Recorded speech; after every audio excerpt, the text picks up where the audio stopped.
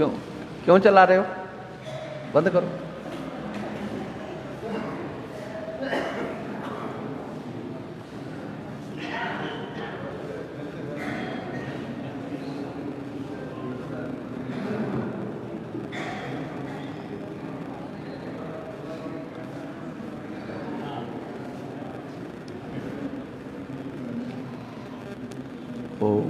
नारायण नारायण नारायण नारायण। ओम नमो ब्रह्मादिभ्यो ब्रह्म विद्या संप्रदाय कर्तृभ्यो वंश ऋषिभ्यो महद्भ्यो नमो गुरुभ्यः।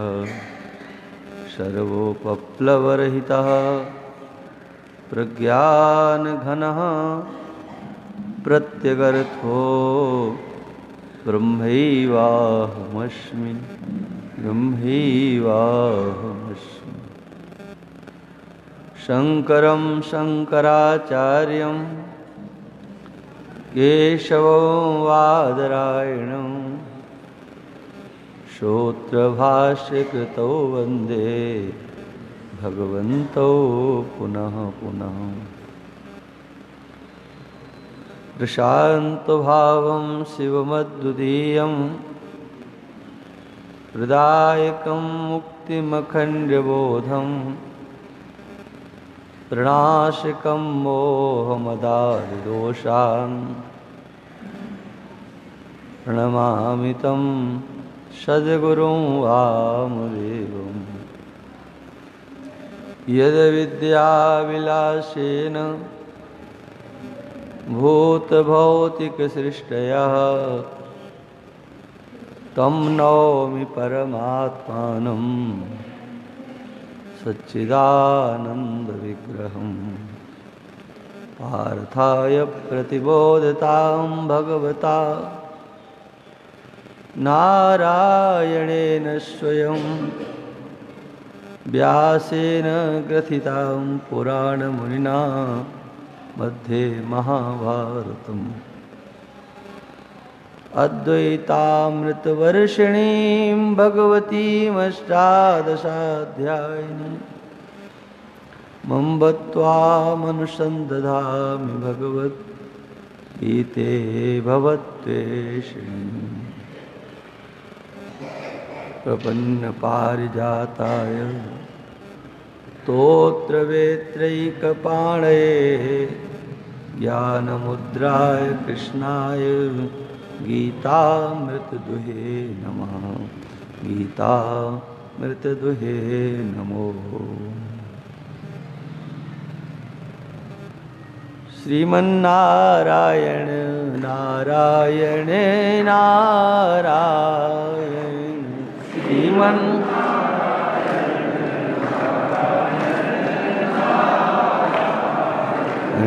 भजमन नारायण नारायण नारायण भजमन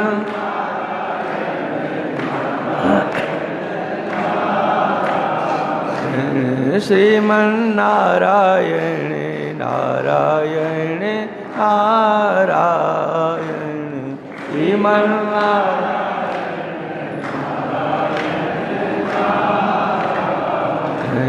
भजमन नारायण नारायण नारायण भजमन।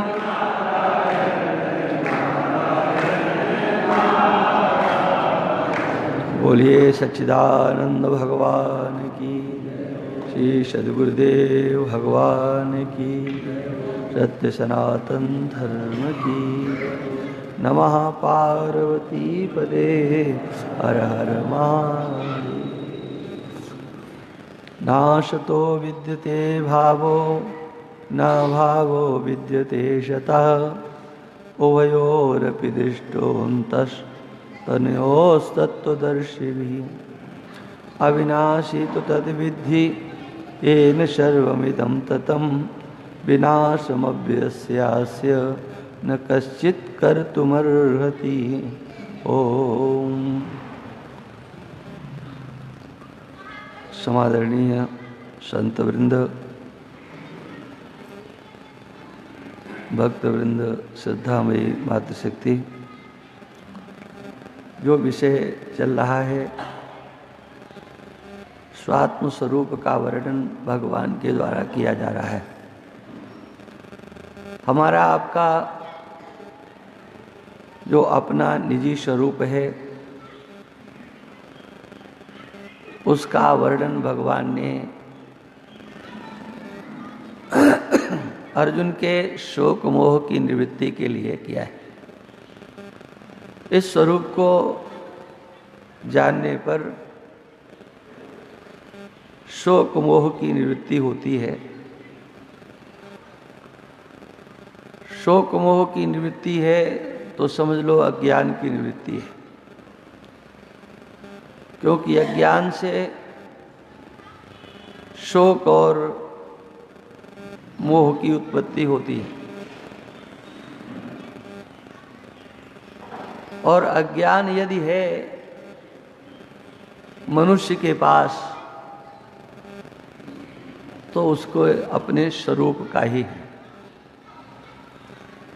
वैसे तो उसके पास ज्ञान है, अपने व्यवहार को चलाने का ज्ञान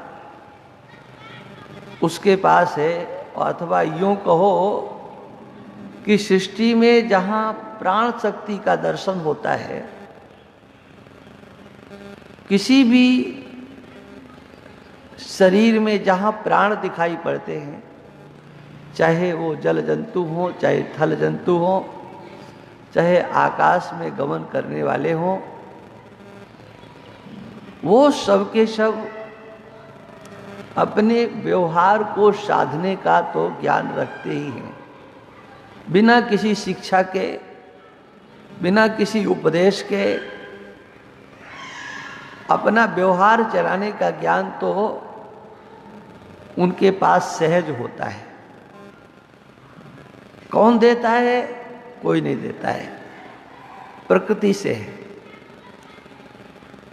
लेकिन मनुष्य की एक कमजोरी है, और वो कमजोरी क्या है? यद्यपि इसकी अच्छाइयां तो बहुत हैं इस शरीर की, लेकिन सबसे बड़ी कमजोरी ये है कि वह अन्य जीवों की तरह से बिना शिक्षा के, बिना संस्कार के ये व्यवहार में गति भी नहीं कर पाता है। इसे सब कुछ सिखाना पड़ता है। पक्षियों को कोई उड़ने की ट्रेनिंग नहीं दी जाती है, पशुओं को चलाना नहीं सिखाया जाता है, बंदरों को छलांग मारना नहीं सिखाया जाता है, सर्प को रेंगना नहीं सिखाया जाता है, मछली को जल में तैरना नहीं सिखाया जाता है, मगर को जल के अंदर और जल के बाहर कैसे रहना है ये सिखाया नहीं जाता है। और वह अपना जीवन निर्वाह कर लेते हैं और सानंद करते हैं, बिना किसी शिक्षा दीक्षा के। उनके व्यवहार में उनको कहीं कमी नहीं दिखाई पड़ती है। अपने उनके परिवार का भी लालन पालन वो कर लिया करते हैं। उन्हें किसी के मदद की भी आवश्यकता नहीं होती है। लेकिन मनुष्य शरीर की महानता होते हुए भी इसकी बड़ी महिमा गाई गई है। निर्देय माध्यम सुलभम सुदुर्लभम, ये बड़ा दुर्लभ है जो मनुष्य शरीर हमको आपको मिल गया है। ये भगवान कृष्ण का वचन है। निर्देय माध्यम सुलभम सुदुर्लभम, मिलना बड़ा कठिन है लेकिन सुलभ हो गया है। इसका उपयोग कहाँ करना है तो भगवान कृष्ण कहते हैं एकादश स्कंद को देखोगे, देखो साधकों की दृष्टि से साधना के लिए 2 ग्रंथ बड़े महत्वपूर्ण हैं। एक विनय पत्रिका और एक श्रीमद् भागवत का एकादश स्कंद। गीता प्रेस गोरखपुर से इसको अलग से भी, भागवत के अंतर्गत तो है ही, लेकिन इसे अलग से भी छपाया गया है। ऐसे ही विनय पत्रिका ये गोस्वामी जी का, उनकी अपनी अंतिम अवस्था का ये ग्रंथ है। यद्यपि सबसे बाद में तो उन्होंने हनुमान बाहु की रचना की है, लेकिन साधना की दृष्टि से विनय पत्रिका में जिस प्रकार से गोस्वामी जी ने अपने भावों को व्यक्त किया है, वो मानस बहुत अच्छा है, लेकिन उतनी गहराई से पढ़ने पर ही मानस में वो गहराई मिलती है जो विनय पत्रिका में है। तो मुझे ये कहना है कि आप लोग उन ग्रंथों को भी देखो जिसमें ये सब कुछ जो यहाँ सुन रहे हो है वहां पर। भगवान कृष्ण कहते हैं निर्देय माध्यम सुलभम सुदुर्लभम प्लवम सुकल्पम। ये जो नौका है बहुत मजबूत है, अच्छी तरह से इसको व्यवस्थित बनाया गया है।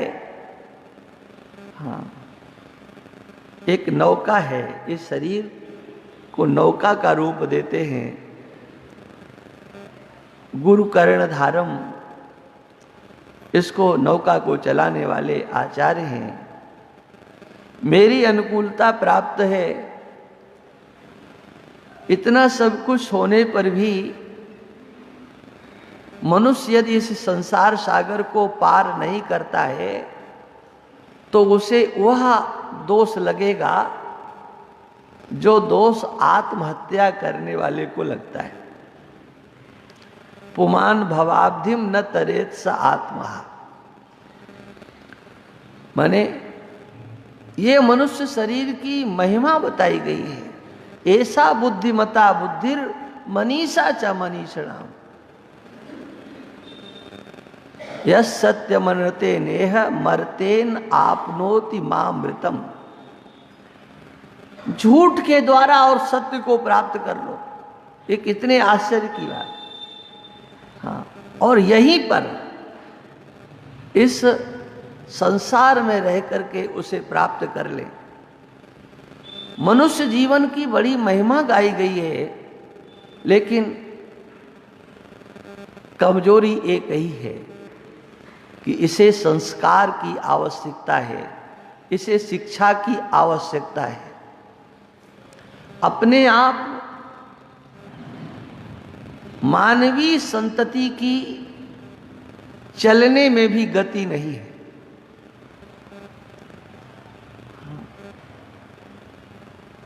ये माताएं जानती हैं कितना श्रम करना पड़ता है बच्चों के अंगों को व्यवस्थित करने के लिए। किसी भी प्राणी के अंगों की मालिश नहीं होती है, जैसे कि तैसे व्यवस्थित मजबूत रहते हैं सहज। लेकिन मानवीय शिशु की अगर देखभाल न की जाए, अंगों को संभाला न जाए तो बड़ी समस्या खड़ी हो सकती है। हाँ। उसको सब कुछ सिखाना पड़ता है, इसमें ये कमजोरी है।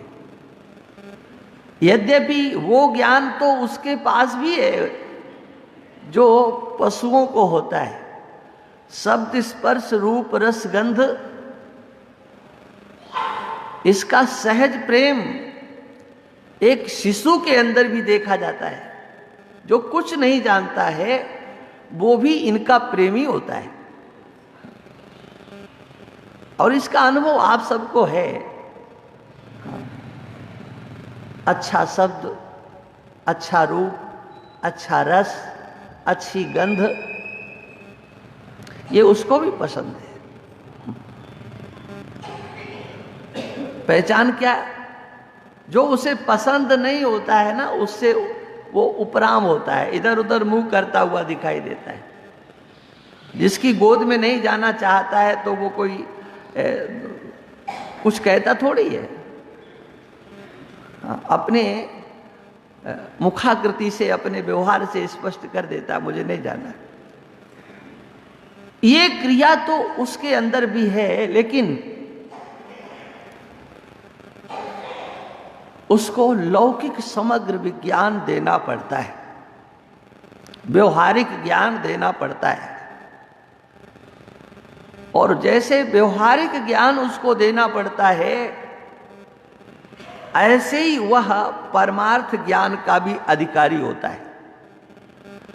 शिक्षा का अधिकारी है, उसका संरक्षण करना और प्रशिक्षण देना, ये स्वजनों की, माता पिता की जिम्मेदारी होती है। और कौन सा प्रशिक्षण देना? जिस प्रशिक्षण से उसका लोक भी बन जाए और परलोक भी बन जाए।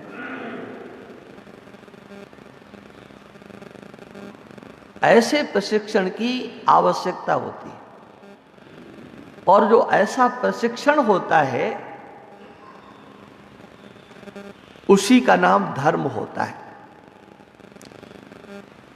धर्म संज्ञा उसी की होती है जिससे अभ्युदय हो, उत्थान हो, इस संसार में रह करके उन्नति हो। यह तो अभ्युदय निःश्रेयस सिद्धि स धर्म, उसे धर्म कहते हैं जिससे निःश्रेयस की, मोक्ष की सिद्धि हो। और केवल मोक्ष की ही सिद्धि नहीं हो, अभ्युदय की सिद्धि हो। जहां हम रह रहे हैं उस लोक व्यवहार की भी सिद्धि हो जाए। ये मनुष्य शरीर उस अज्ञान को मिटाने के लिए, ये तो अंतिम भूमिका है, लेकिन व्यवहार को भी ठीक करने के लिए। बल्कि हमने तो महापुरुषों के मुख से सुना है कि भाई देखो, परलोक बनाने के लिए ज्यादा चिंता मत करो, वो तो बना बनाया है। मेहनत अगर करना है तो लोक को ठीक करने के लिए करो। और जब लोक ठीक होगा तो परलोक तो अपने आप बन ही जाएगा। आपके अपने स्वरूप में, परमार्थ सत्ता में, यह संसार तीनों काल में कहीं हुआ नहीं है। ये सत्य है, ये परमार्थ सत्य मैं बता रहा हूं। जितना भी आपने सुना है या समझा है, न ये पहले था, न ये आज है, न आगे होने वाला है। ये परमार्थ सत्य है। लेकिन ये सुनकर के एकाएक सबका ध्यान न तो लगता है, न ये सिद्धांत समझ में आता है कि ये संसार हुआ ही नहीं है। ये कौन समझेगा? लेकिन परमार्थ सत्य यही है। क्योंकि सत्य वह होता है जो एक जैसा रहता है, जिसमें कोई परिवर्तन नहीं होता है और उसके जैसा कोई दूसरा होता नहीं है। हाँ, परमात्मा जैसा कोई दूसरा परमात्मा नहीं होता है। भगवान जैसा कोई दूसरा भगवान नहीं होता। ये तो बात आप लोग जानते ही है, कथाओं में आपने कितनी बार सुना होगा। हाँ, ये बार बार ये प्रसंग आता है। मनु शतरूपा ने कहा कि हमें आप जैसा पुत्र चाहिए। तो देखो वहां प्रसंग क्या है और उसका लक्ष्य क्या है, ये आप सर्वत्र देखोगे। भागवत में भी कई स्थानों पर यह प्रसंग आता है। भगवान उस समय उत्तर क्या देते हैं, मैं अपने जैसा कहां से लाऊं।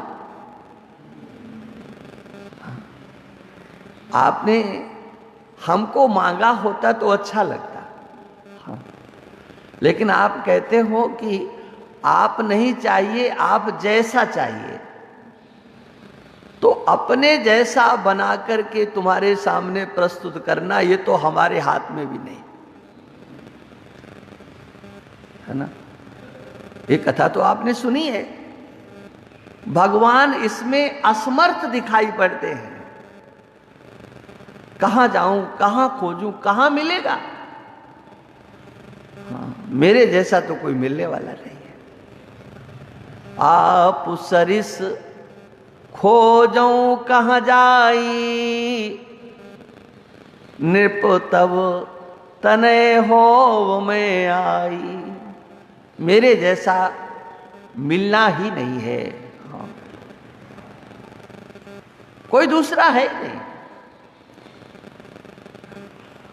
कथा के माध्यम से इस बात को समझें। हाँ, भगवान जैसा कोई दूसरा नहीं। तो जैसा भगवान है उसके सिवा जो है वो कैसा होगा, ये सोचो। हाँ, कोई ज्यादा नहीं सोचना है, बुद्धि ज्यादा नहीं लगाना है। थोड़ी सी बुद्धि में काम हो जाना है। ज्यादा बुद्धि तो व्यवहार में लगानी पड़ती है। हाँ, क्या करें, कैसे करें, करें कि ना करें, आज करें कि कल करें, बहुत सोचना पड़ता है। लेकिन इस विज्ञान में तो ज्यादा बुद्धि की जरूरत नहीं है। परमात्मा जैसा है उसके जैसा कोई दूसरा नहीं है। हाँ, और वो हमारे को दिखाई नहीं देता है। ये हमने सुना है। दिखाई दे रहा है संसार। तो प्रश्न होगा कि बताओ, जैसा परमात्मा है वैसा ही संसार है। तो कहना होगा कि नहीं, परमात्मा जैसा तो नहीं हो सकता। हाँ, तो परमात्मा से कुछ कम कर लो। हाँ, थोड़ा सा कम कर ले। तो थोड़ा कम करोगे तो क्या नाम उसका होगा। परमात्मा सत्य है तो इस संसार को थोड़ा कम कर लो। तो बताओ सत्य में क्या कमी करोगे। है? परमात्मा चित्त है तो इस संसार में थोड़ा कमी कर लो। परमात्मा आनंद स्वरूप है। हाँ? एक कम करने से काम नहीं चलेगा जी। हाँ। और कम करते ही बंटा ढार हो जाएगा। हाँ। कुछ नहीं करना है, केवल बुद्धि से सोचो कि जैसा परमात्मा है क्या वैसा ही संसार है। जो परमात्मा का स्वरूप शास्त्रों में कहा गया है, क्या वो संसार में कहीं उपलब्ध होता है। हाँ। भगवान बहुत सुंदर हैं, बहुत सुंदर हैं। हाँ। तो बोले दिखाई तो नहीं देते हैं, चलो कल्पना करते हैं। तो कल्पना करने पर भी क्या आपकी कल्पना पूरी हो गई। हाँ, कल्पना पूरी नहीं होती। इसलिए नई नई डिजाइनें कभी कभी तो भगवान को देख करके भी शर्म आने लगती है कि कैसी कैसी कल्पनाएं भगवान के संबंध में करते हैं। राधा रानी के साथ भगवान कृष्ण कैसे खड़े होते हैं, कैसे बैठते हैं, ये चित्र बनाने वाले तो लगता है कि वहीं थे जहां बैठे थे भगवान कृष्ण और राधा जी। वो साक्षात देख करके आए तभी बना दिया। विषयासक्त चित्त वाले ईश्वर की कल्पना करेंगे तो क्या करेंगे? हाँ, जो रूपासक्त है वो अगर ईश्वर की कल्पना करेगा तो यही करेगा, ऐसी आकृति बहुत अच्छी होती है तो कहीं देखने को मिलेगी उसकी कल्पना। अच्छा चलो उनकी बात छोड़ देते हैं।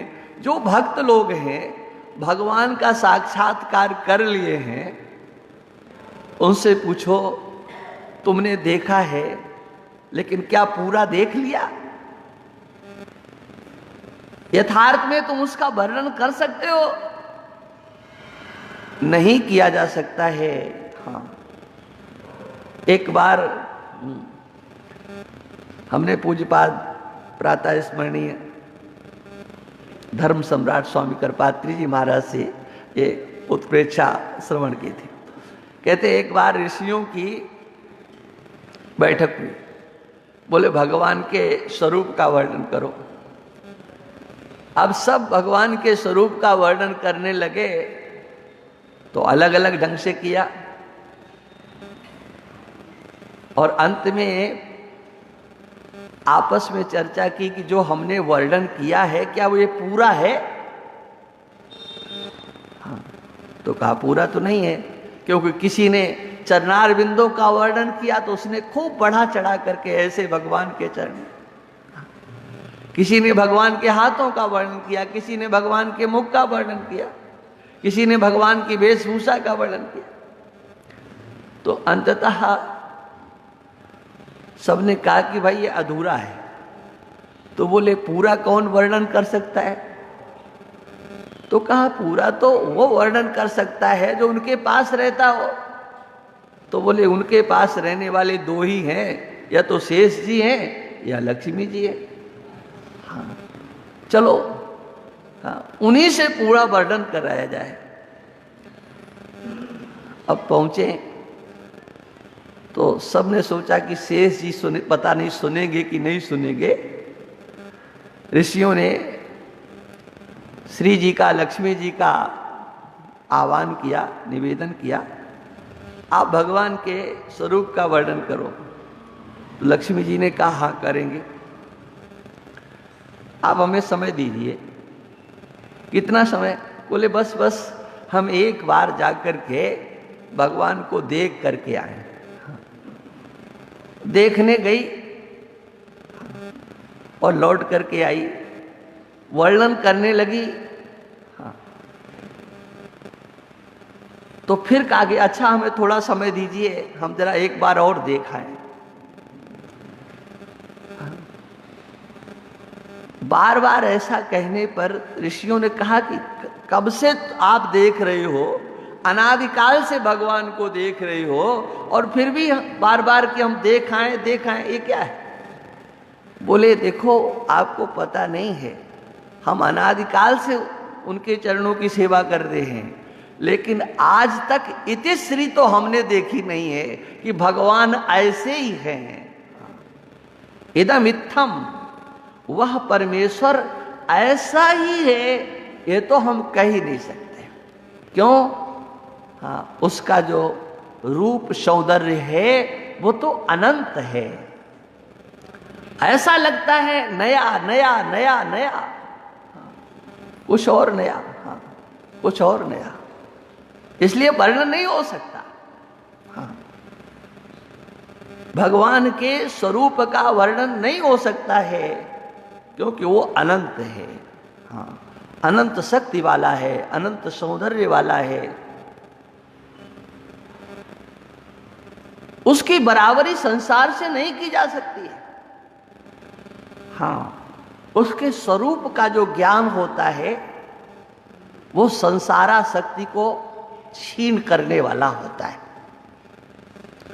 किसी भी प्रकार का ज्ञान हो, हाँ, सगुण साकार के स्वरूप का ज्ञान हो या निर्गुण निराकार निर्विशेष स्वरूप का ज्ञान हो, एक बार आपको भगवत साक्षात्कार हो, वो चाहे निर्गुण निराकार निर्विशेष आत्म तत्व के रूप में उसका साक्षात्कार हो और चाहे सगुण साकार श्री राम कृष्ण इत्यादि विग्रहों के रूप में उसका साक्षात्कार हो, हाँ, एक बार साक्षात्कार हो जाएगा ना, तो संसार के प्रति जो आकर्षण है वह मिट जाएगा। संसार के प्रति जो हमारी रस बुद्धि है, रमणीय बुद्धि है, जो सत्य बुद्धि है, वो हट जाएगी। एक व्यक्ति को भगवत्पाद जगत गुरु रामानुजाचार्य भगवान ने देखा कि वो एक महिला के आगे आगे चल रहा है और पीछे की ओर लौटता जा रहा है। उन्होंने देखा कि ऐसा क्यों कर रहा है, तो बोले ये इस देवी के स्वरूप पर आसक्त हो रहा है। हाँ, इसे इसका चेहरा बहुत पसंद है, एक क्षण के लिए भी इसके सामने से अपने को हटाना नहीं चाहता है और इसलिए हाँ स्वयं पीछे की ओर चल करके लौट चलता हुआ और उसका दर्शन कर रहा है। उनके हृदय में एक दया का भाव उमड़ा। इसे अगर कहीं भगवान विष्णु के स्वरूप का मुखारविंद का दर्शन करा दिया जाए तो क्या इसी तरह से इस महिला के पीछे पीछे ये लट्टू होकर के चलेगा? मेरे भगवान का स्वरूप सौंदर्य तो बड़ा विलक्षण है और उन्होंने भगवान से प्रार्थना की, एक बार इसे आप अपने स्वरूप का दर्शन करा दो। ये समझता है कि ये देवी सबसे ज्यादा सुंदर है। सुंदरता क्या है इसको तो हाँ ये जानता ही नहीं है।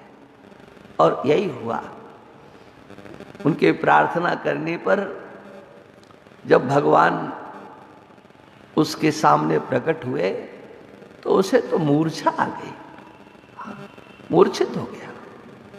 कल्पना भी नहीं की थी इतने सुंदर भगवान होंगे। ये बात मैं किस लिए कह रहा हूं? इसलिए कि इस संसार में हमारी सत्यत्व बुद्धि,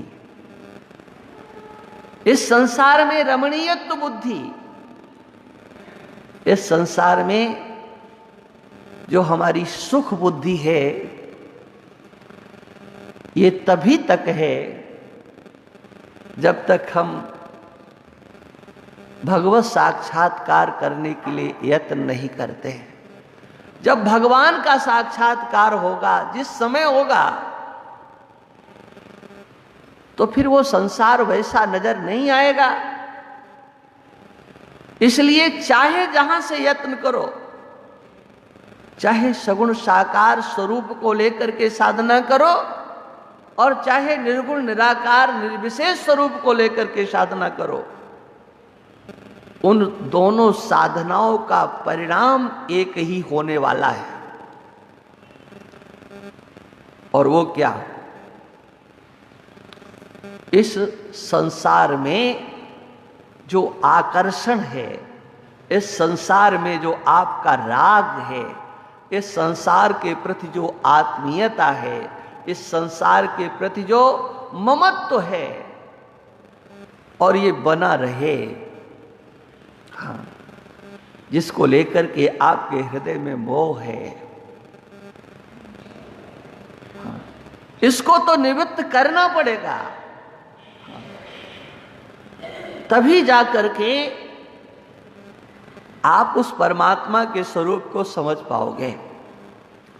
इसलिए एक बात तो ध्यान कर लेना चाहिए कि जैसा परमात्मा है वैसा संसार नहीं है। वो किसी भी दृष्टि से जिसमें आपकी अभिरुचि हो, हमारा कोई आग्रह नहीं है कि आप ऐसा ही मानो। जिसमें आपकी अभिरुचि है उसको आगे करके एक निर्णय करो कि जैसे हमारे भगवान हैं, क्या संसार भी वैसा ही है? और नहीं है तो फिर हम उतना प्रेम क्या भगवान से करते हैं जितना संसार से करते हैं? उनसे आत्मसात होने के लिए, उनसे मिलने के लिए हमने आज तक कोई यत्न किया है क्या? हमने कुछ सोचा है क्या? और इस मनुष्य शरीर को प्राप्त करके भी यदि नहीं सोचा है तो कब सोचोगे?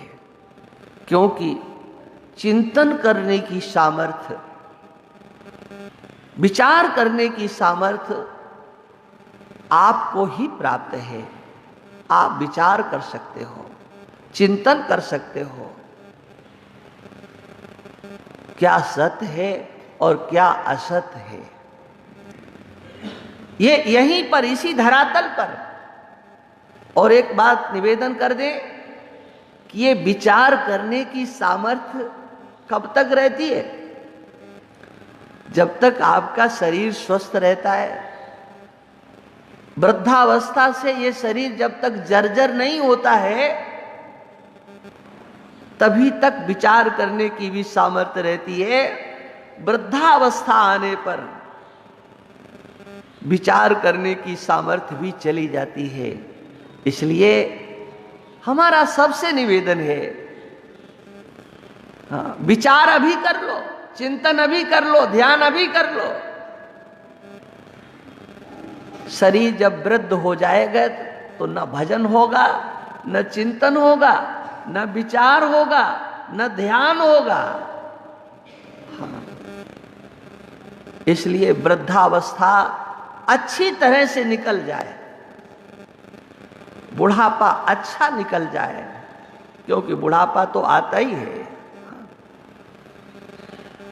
उसके लिए कोई दूसरी सामग्री नहीं है। कल्पना की जाती है कि बच्चे अच्छी सेवा करते हैं तो बुढ़ापा अच्छा निकलता है, परिवार के लोग ध्यान देते हैं तो वृद्धों का जीवन अच्छा निकल जाता है। ये मात्र कल्पना है।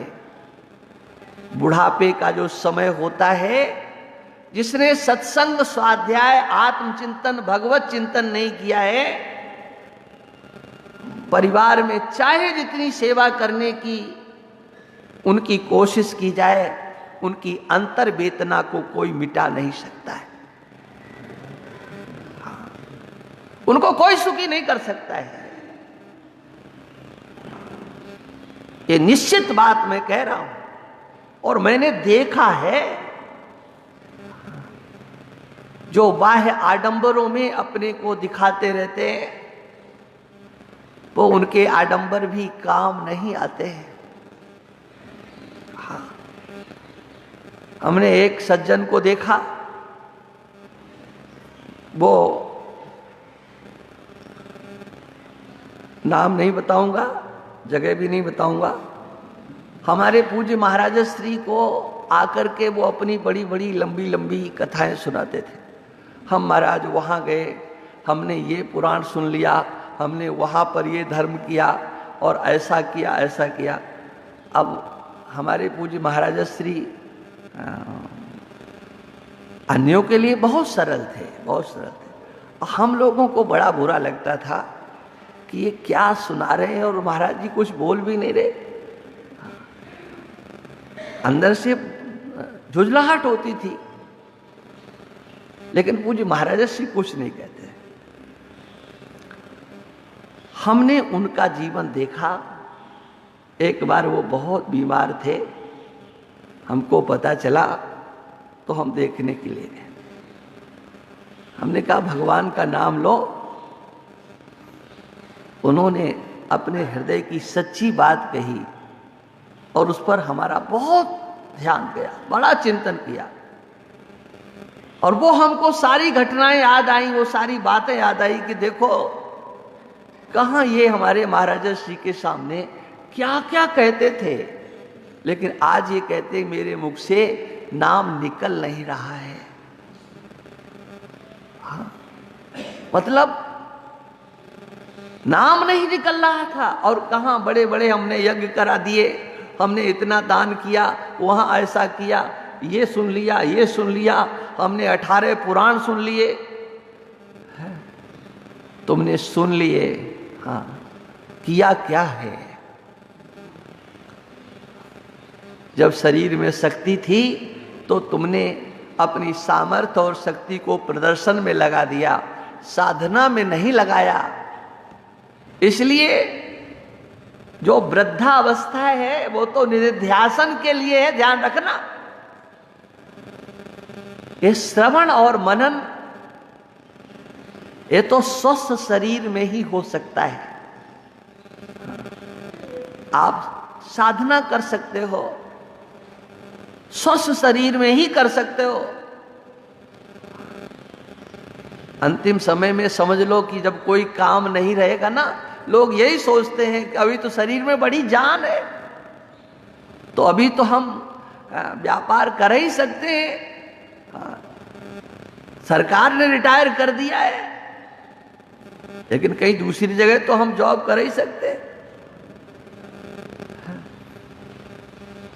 सोचते हैं अभी 10-15 साल तो हम बहुत कुछ कर सकते हैं, जितना ये नौजवान लड़के नहीं करेंगे उससे ज्यादा तो हम कर सकते हैं।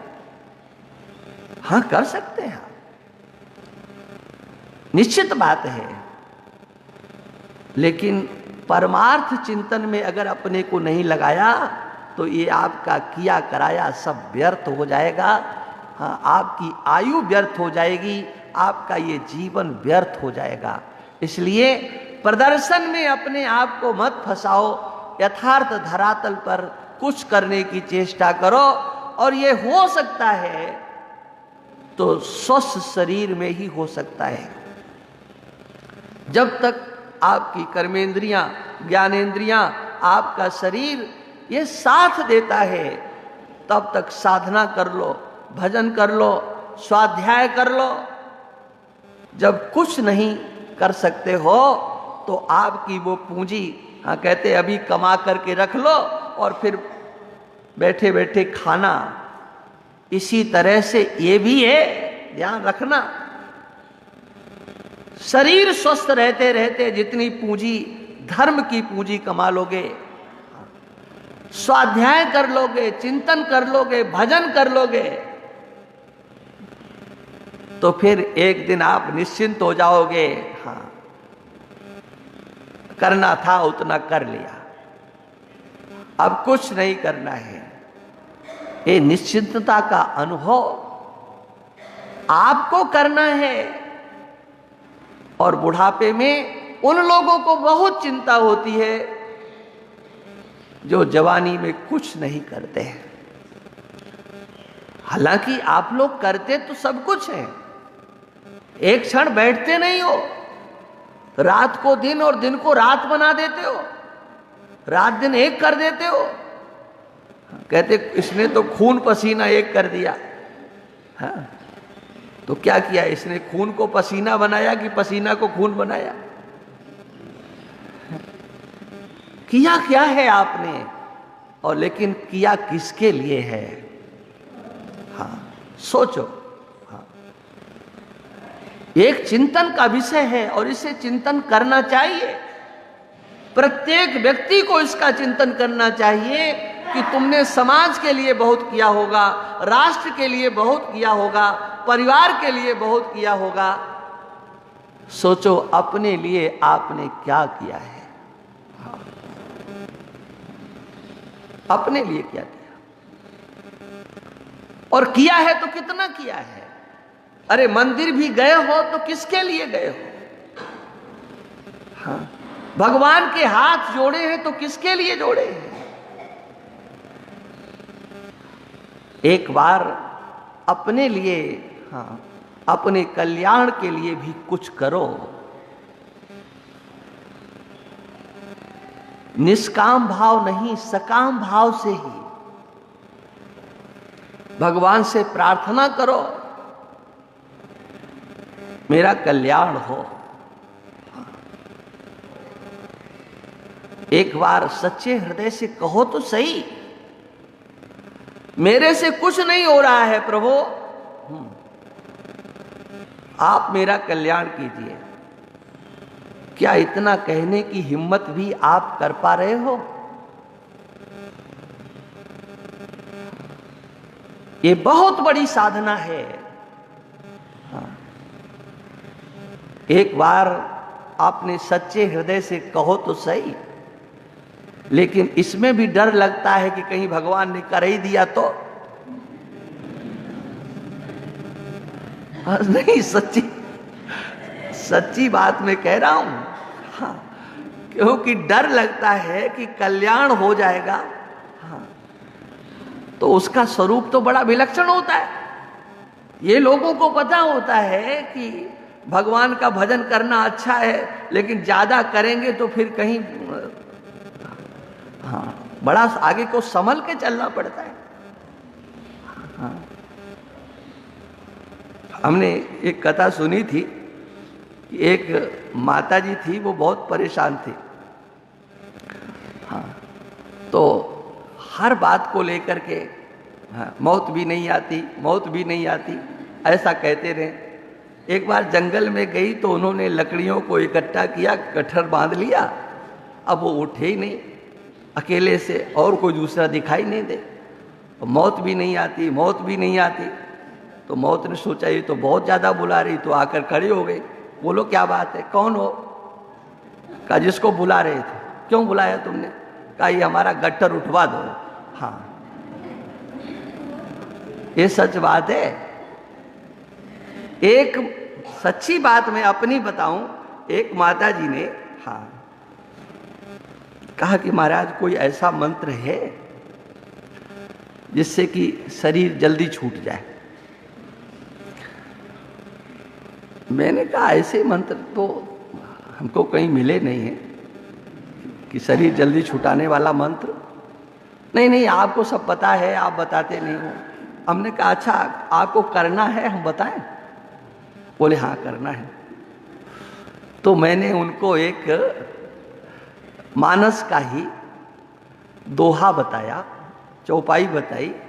मैंने कहा कि माता जी ज्यादा नहीं, हाँ, 1 महीने लगातार इस संपुट लगा करके इसका पाठ करो, काम हो जाएगा। और आपको बताएं, उन्होंने लिख भी लिया लेकिन किया नहीं। हाँ, ये सच्ची बात है कि आप ईश्वर से प्रार्थना करते हुए भी डरते हो। हाँ, डर लगता है कहीं उसने अगर हमारी प्रार्थना सुन ली तो ये सब छूट जाएगा। लेकिन ध्यान रखना, ये छूटना तो निश्चित है। हाँ, तुम प्रार्थना करो या मत करो, प्रार्थना करके अगर भगवान के आश्रय से इसको छोड़ोगे तो ये छोड़ना आपका सार्थक सिद्ध हो जाएगा। हाँ, अन्यथा परिणाम क्या होगा? ये शोक और मोह की अंतिम परिणति क्या होती है जानते हो? मैंने लोगों को देखा, अस्पताल में देखा, वृद्धों को देखा, बुढ़ापे में उनको रोना ज्यादा आता है। रोग होता है तो वो रोते बहुत ज्यादा है, आंसू उनके तुरंत आ जाते हैं। क्या कभी आपने विचार किया रोना किस बात को लेकर के? हाँ, जो सारे जीवन किया है वो सब छूटेगा क्या? ये हमारे पोता पोती और ये दुनिया भरे के ये सब, इनका क्या होगा? ये अब दोबारा हमको देखने को मिलेंगे कि नहीं मिलेंगे? अरे हमने तो ऐसों को भी देखा है जो ठीक हो जाते हैं तो ज्यादा रोते हैं। हाँ चलो चलो मिल गए, दोबारा देखने को मिल गए। क्या है?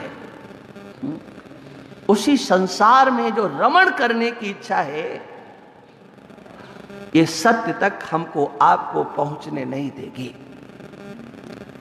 और वह सत्य, जिस सत्य में नानात्व तो नहीं होता है, नहीं सत्यम नानात्वम, सत्य अनेक नहीं होते हैं, सत्य जैसा कोई दूसरा सत्य भी नहीं होता है, और जैसा सत्य होता है उसके अलावा जो होता है वो असत होता है। इसलिए इस सत और असत का विवेचन करना कि सत क्या है और असत क्या है, हमारे आपके साथ में जाने वाला क्या है। जो सत्य है वही हमारा साथ देगा, इसके सिवा और कोई दूसरा साथ नहीं देगा, क्योंकि सत्य की सत्ता होती है, सत्य सत्ता वाला होता है, और सत्ता का कभी वियोग नहीं होता है। और जिसकी सत्ता होती, जिसकी सत्ता नहीं होती है, उसका संयोग मात्र प्रतीत होता है, भाषित होता है, वास्तव में संयोग भी नहीं होता है, एक संयोग की भ्रांति मात्र होती है। हाँ, जैसे स्वप्न के पदार्थों में, स्वप्न के वस्तुओं में, स्वप्न के व्यक्तियों में, स्वप्न काल में प्रतीत होता है क्या, सब सच्चा है, सब सच्चा है, कुछ भी झूठा नहीं है। हाँ, स्वप्न काल में सब सच्चा प्रतीत होता है। हाँ, लेकिन जब जग जाते हैं ना, तो फिर वो सच्चा प्रतीत नहीं होता है।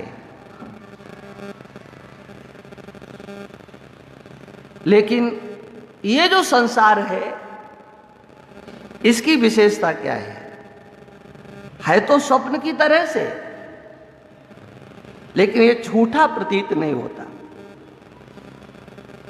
हम सब स्वप्न ही देख रहे हैं। गोस्वामी जी कहते हैं ये सब सपना है, सपना। मोह निशा सब सोवनिहारा,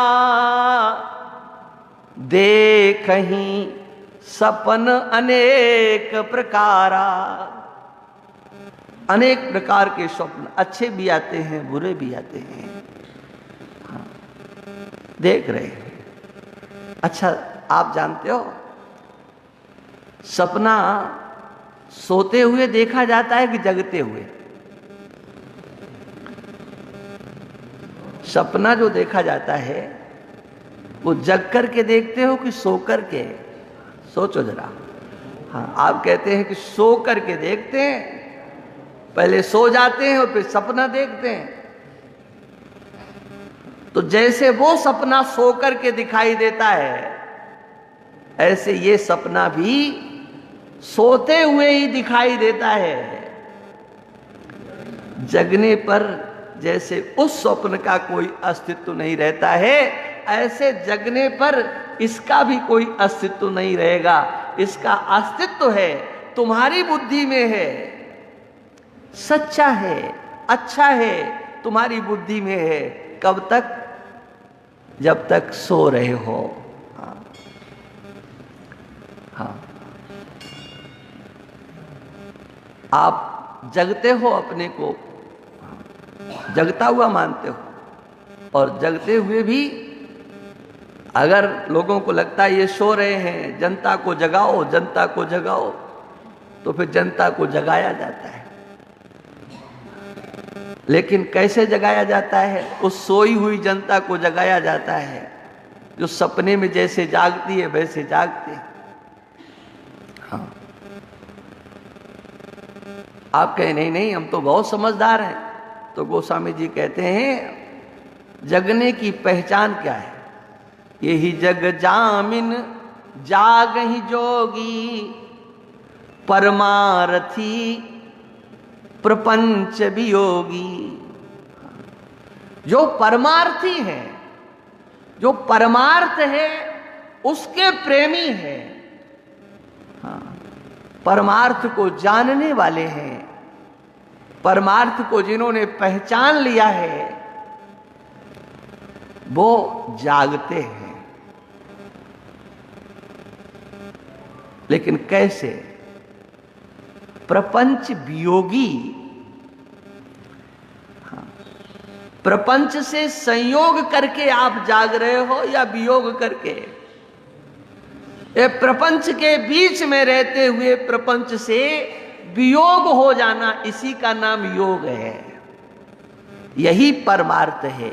इस प्रपंच के बीच में रह करके, प्रपंच को दूर करके नहीं।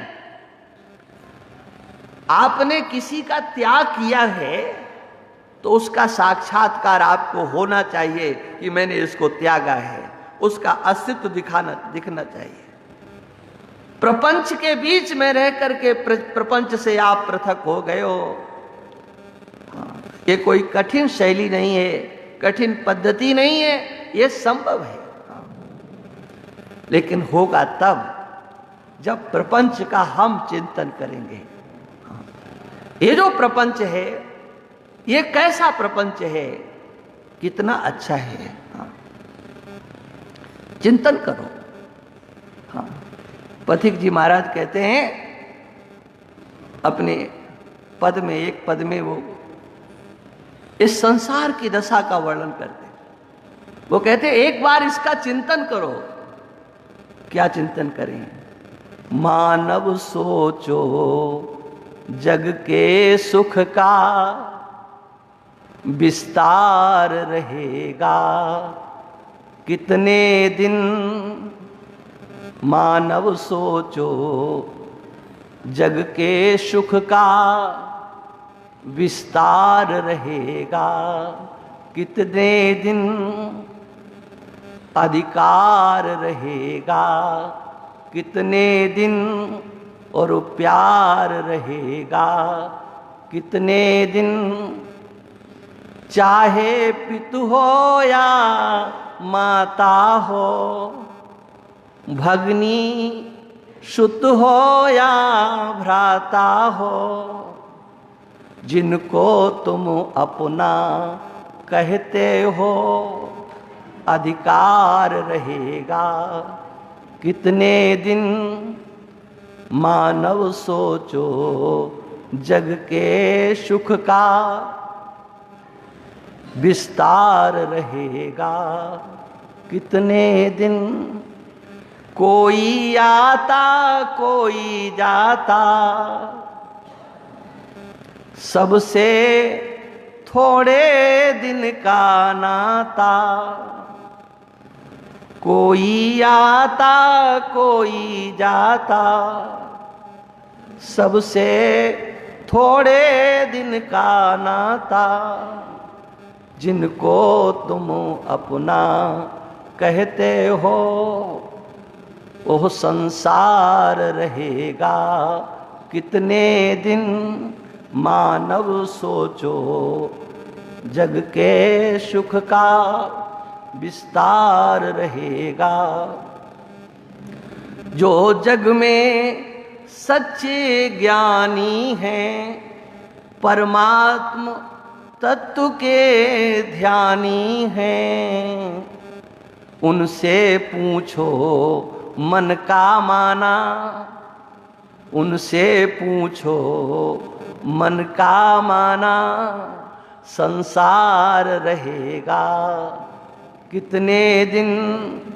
मानव सोचो जग के सुख का विस्तार रहेगा। तुम प्रेम करो अविनाशी से, तुम प्रेम करो अविनाशी से,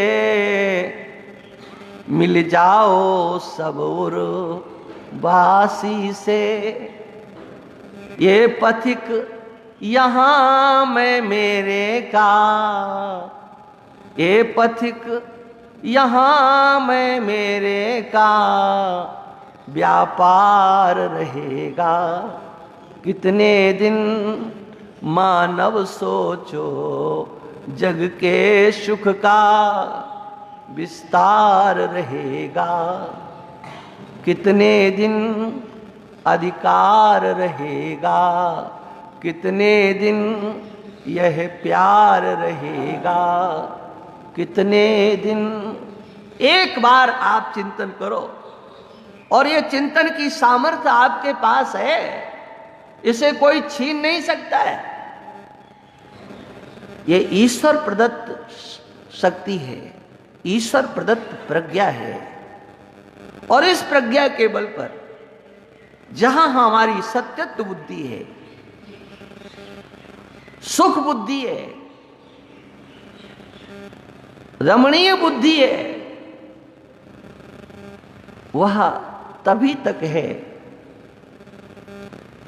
जब तक इस पर विचार नहीं किया। सपना हमको तभी तक अच्छा लगता है, स्वप्न के पदार्थ तभी तक अच्छे लगते हैं जब तक हम जागते नहीं हैं। और जागने पर उसका समग्र व्यवहार बराबर हो जाया करता है। आप सबका अनुभव है, नित्य का अनुभव है। अच्छे से अच्छे शुभ कर्म करो, लेकिन जगने पर उनकी कीमत क्या होती है? आपने स्वर्ण दान किया, अश्वमेध यज्ञ कर दिया, लेकिन जगने पर क्या हुआ? आपने किसी से कर्ज लिया था और सपने में सब चुकता कर दिया, तो चुकता हुआ कि नहीं? मानोगे कि नहीं कि हम तो दे दिए थे, गिन गिन करके आपने दिए थे, लेकिन जागृत में हाँ, वो मांगने वाला कहेगा एक नया पैसा नहीं दिया। वो तो जैसे का तैसा है। इसलिए स्वप्न का जितना भी व्यवहार है, अच्छे से अच्छा अथवा बुरे से बुरा, जागृत अवस्था में उसकी कोई कीमत नहीं होती है। ठीक इसी प्रकार से जब सत्य का साक्षात्कार होता है, सत्य का दर्शन होता है, तो उस समय आपके इस जागृत अवस्था के किए गए समग्र, चाहे अच्छे कर्म हो और चाहे बुरे कर्म हो, चाहे धर्म हो चाहे अधर्म हो, चाहे शिष्टाचार हो चाहे अशिष्टाचार हो, चाहे लोकबंद कर्म हो और चाहे लोक निंद कर्म हो, जगने पर वो सब बराबर हो जाते हैं। आपकी दृष्टि में उनकी कोई कीमत नहीं होती है। क्यों? आप ये निश्चित करते हो मेरा तो इनसे कोई संबंध नहीं है, मैंने कुछ किया नहीं है।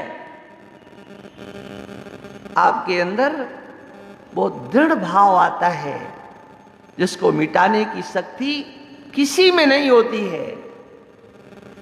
लोग देखेंगे आपने किया किया किया, लेकिन जब सत्य का साक्षात्कार होता है तो एक ही निश्चित होता है, निश्चय होता है, मैंने कुछ नहीं किया। नैव किंचित करोति सः, वो कुछ नहीं करता है।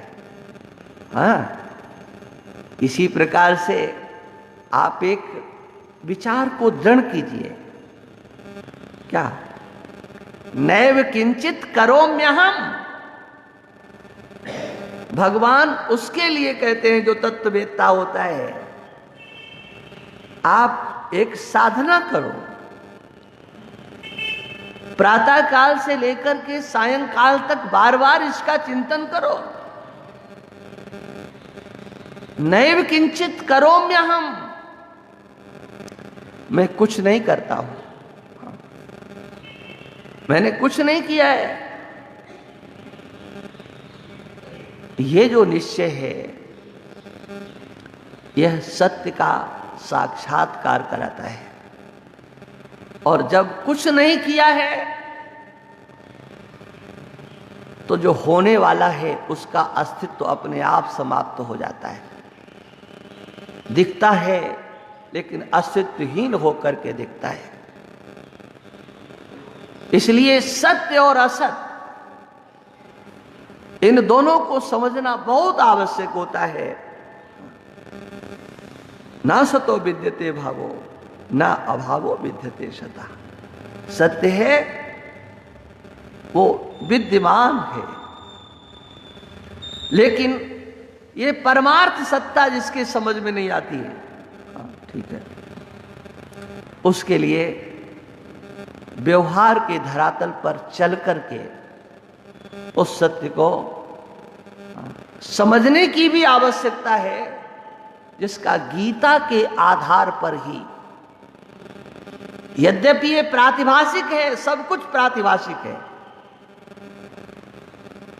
परमार्थ सत्य तो केवल परमात्म तत्व है या आत्म तत्व है, इसके सिवा ये सब असत ही है। लेकिन जब तक ये बात समझ में नहीं आती है कि आत्मा के सिवा और सत्य नहीं, परमात्मा के सिवा और कुछ सत्य नहीं, तब तक जो आपको सत्य नजर आ रहा है उसको पकड़ करके उस निरपेक्ष सत्य की ओर चलने का प्रयास करना चाहिए।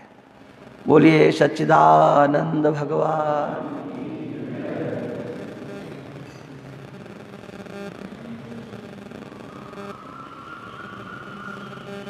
हाँ, अच्छा अच्छा, ठीक है ठीक है ठीक है।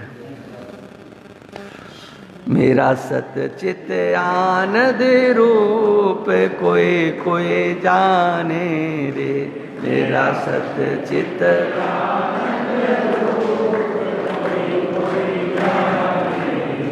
सकल जगत का मैं हूँ सृष्टा,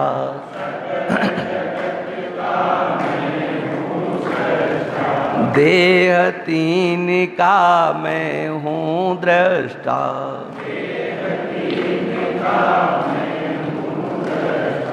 मैं हूँ साक्षी स्वरूप कोई कोई जाने रे, मैं हूँ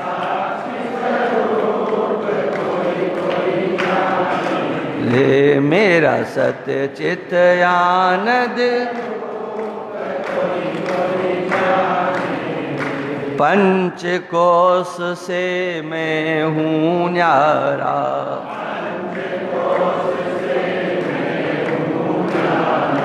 तीन अवस्था जानन हारा,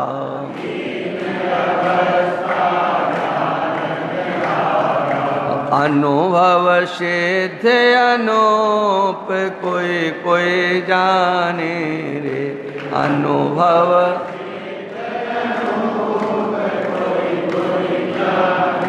रे मेरा सत्य चित आनंद जन्म मरण मेरा धर्म नहीं है,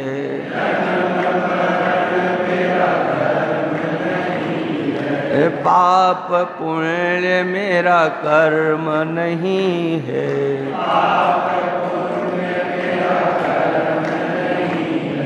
मैं हूँ सत्य स्वरूप कोई कोई जाने रे, मैं हूँ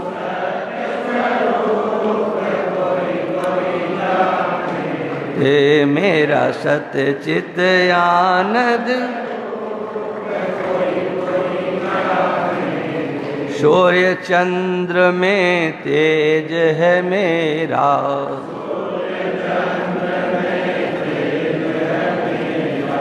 अग्नि ताप में ओज है मेरा,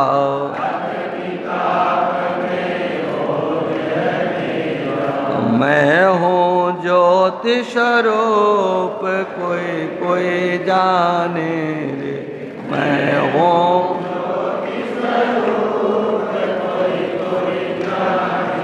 हे मेरा सत्य चित आनंद, तीन लोक का मैं हूँ स्वामी,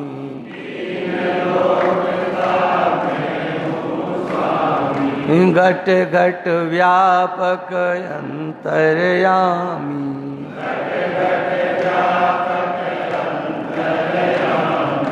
जो माला में शोत कोई कोई जाने, जो माला में रे मेरा सत्य चित,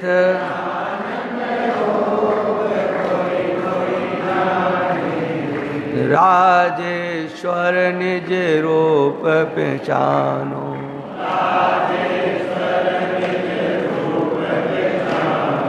जीव ब्रह्म में भेद न मानो,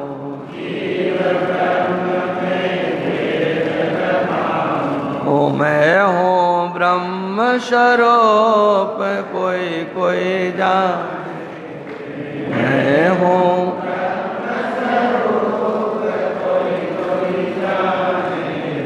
मेरा सत्य चित आनंद रूप कोई, बोलिए सच्चिदानंद भगवान की।